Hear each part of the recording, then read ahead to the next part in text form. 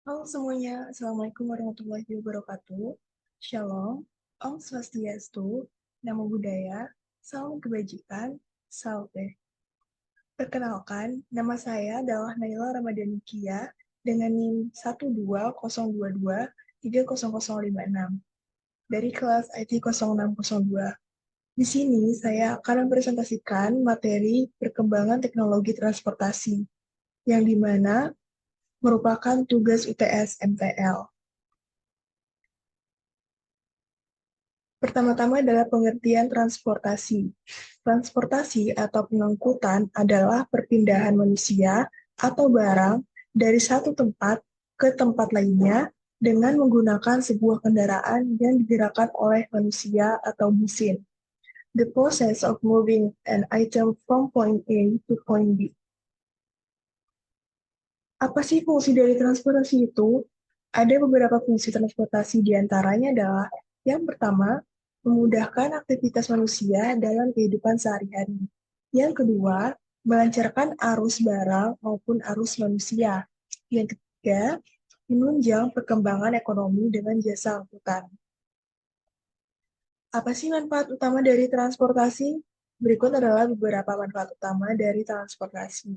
Yang pertama adalah aksesibilitas dan mobilitas, yang meliputi pertumbuhan ekonomi dan pendidikan dan kesehatan.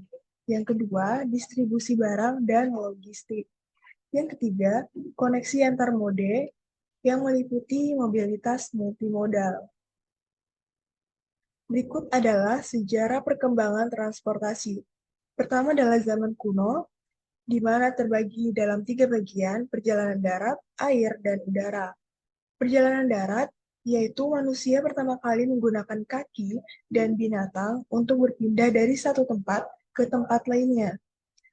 Yang kedua ada perjalanan air, meliputi penggunaan rakit dan perahu kayu untuk berlayar di sungai dan laut. Yang ketiga adalah perjalanan udara. Meskipun tidak terlalu praktis, legenda-legenda kuno mencatat upaya manusia untuk terbang menggunakan sayap buatan atau perangkat terbang sederhana. Selanjutnya ada zaman pertengahan, meliputi 3 bagian juga, darat, air, dan udara. Perjalanan darat, yaitu penggunaan kuda dan kereta kuda sebagai moda transportasi utama, yang kemudian berkembang menjadi rel kereta api. Yang kedua ada perjalanan air, meliputi kapal layar, dan navigasi laut menjadi lebih maju. Yang ketiga adalah perjalanan udara, yaitu Leonardo da Vinci merancang prototipe mesin terbang pada abad ke-15, tetapi teknologi pesawat udara benar-benar berkembang pada abad ke-20. Kita masuk selanjutnya ke revolusi industri. Ada 3 bagian juga, ada perjalanan darat, air, dan udara. Yang pertama adalah perjalanan darat, meliputi revolusi industri, menyaksikan perkembangan rel kereta api dan jaringan rel kereta api yang terus berkembang ke depannya. Yang kedua ada perjalanan air, yaitu penggunaan kapal uap dan kapal besi yang lebih besar, serta kapal layar yang lebih efisien. Yang ketiga ada perjalanan udara, yaitu penemuan pesawat bertenaga oleh Wright bersaudara pada tahun 1903, memulai era penerbangan. Selanjutnya ada abad ke-20, ada 3 bagian juga, ada perjalanan darat, air, dan udara. Perjalanan darat yaitu penyebaran mobil dan jalan tol, perkembangan bus, dan pesawat terbang untuk transportasi umum. Yang kedua ada perjalanan air, yaitu penerbangan komersial menjadi umum dengan pesawat jet menggantikan pesawat bermesin piston. Yang ketiga ada perjalanan udara, penemuan helikopter, dan pengembangan teknologi pesawat ruang angkasa. Yang terakhir ada era modern. Ada 3, yaitu teknologi digital, kendaraan listrik dan otomatisasi, dan juga inovasi transportasi. Yang pertama adalah teknologi digital, yaitu penggunaan teknologi informasi dan komunikasi dalam manajemen transportasi seperti sistem GPS, pengelolaan lalu lintas, dan pembayaran elektronik. Yang kedua ada kendaraan listrik dan otomatisasi, pengembangan kendaraan listrik dan eksperimen dengan kendaraan otonom untuk meningkatkan efisiensi dan keamanan transportasi. Yang ketiga ada inovasi transportasi, yaitu pengembangan kendaraan hibrida, hyperloop, dan eksplorasi ide-ide baru untuk mengatasi tantangan transportasi modern. Penyebab perkembangan transportasi di Indonesia ada dua. Yang pertama adalah adanya pengaruh budaya dari luar, seperti budaya dari Eropa, India, dan budaya Indochina, membuat perkembangan transportasi di Indonesia meningkat dengan pesat. Yang kedua, ada dampak perkembangan teknologi transportasi yang dipengaruhi oleh kondisi geografis di Indonesia. Hal ini memberikan tantangan tersendiri karena masyarakat Indonesia harus menyesuaikan teknologi di bidang transportasi dengan syarat geografis agar teknologi tersebut menjadi tepat guna. Perkembangan transportasi sebelum industrialisasi.